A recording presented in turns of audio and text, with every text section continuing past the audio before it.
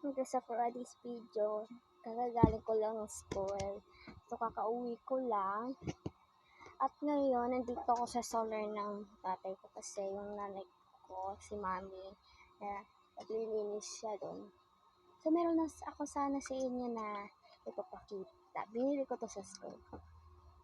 Cute! Favorite ko kasi si mami lalaki. So, pinabili ko to sa tita ko.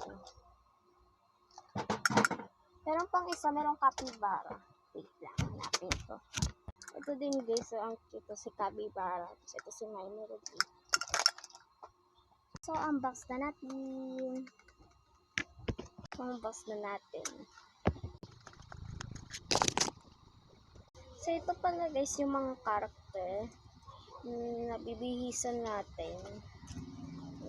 Ang bibihisan natin karakter dito is si yan na, karakter. Ang dami niya pala. 10 lang yung bili ko nito guys. So, ang bibihisan natin dito ay si Pompomporin, Koromi, Cinnamoroll, tapos isa pang Cinnamoroll, isa pang Koromi, si Pukako. Si Pukako ba ito guys? O kaya Puchacho. Tapos ito si Cinnamoroll, Hello Kitty, and my favorite, Melody. Sobra dito guys, bibigay ko na sa kapatid ko. Nasa school kasi yung kapatid ko. Kaya ako kasi pang umaga. Kaya ako lagi nakaka-uwi ng maaga. Kasi wala kasi akong kalaro dito. Kaya minsan nanonood na lang ako. Nanonood na lang ako sa computer kung naglalaro ko ng Roblox. Ang hirap putulin guys.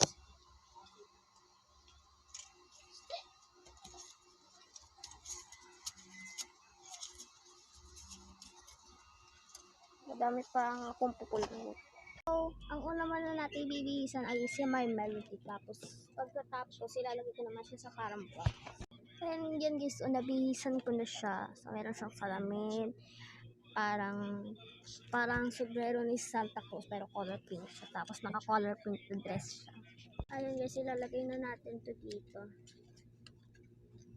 Kung maganda ba siya o hindi. Tapos, ilalak na natin siya. Ang cute. Yung apat naman ito is bibigay ko sa kapatid ko kasi ito yung mga sobra. And guys, madami pa. So, bye bye guys.